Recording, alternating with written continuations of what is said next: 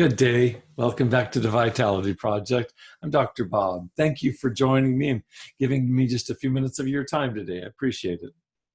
Yesterday, we expanded on most people's understanding of what exactly is active addiction.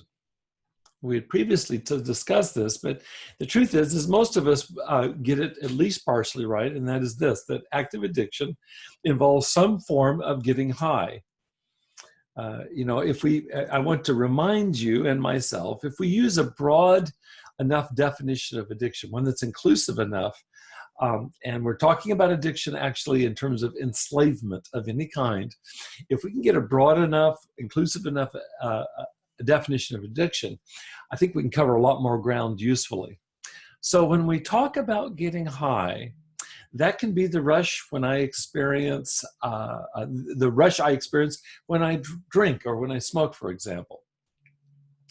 But it can also include the rush I experience when I work compulsively, or play video games till I drop, or engage in some secret sexual ritual by myself, for example, with pornography.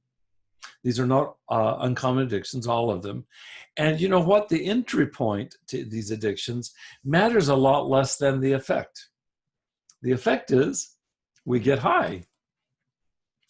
I wonder if you can relate. I hope that you can. The wish is to cast a broad enough net that we can all relate in one way or another to these kinds of behaviors. So for today, I want to ask you, would you make a mental list of those habits or behaviors that you have that include getting high in this much broader sense that we've been using here today? You may not shoot heroin or smoke meth. Those are surely addictive substances and connected most often to very severe addiction. But you may, on the other hand, engage in some kind of compulsive behavior, another kind, that somehow negatively affects or fouls up, let's say, your life in some way, your ability to work or contribute, maybe go to school, your central relationships. And if you stop and think about it, that's really our working definition of addiction. When I engage in a behavior that I cannot stop and it's negatively affecting my life. Why do we do it? Well, to put it most simply, we like how we feel when we engage in whatever that behavior is. To use the language you're using today, we like the high that comes with the substance or the behavior that we cannot seem to stop.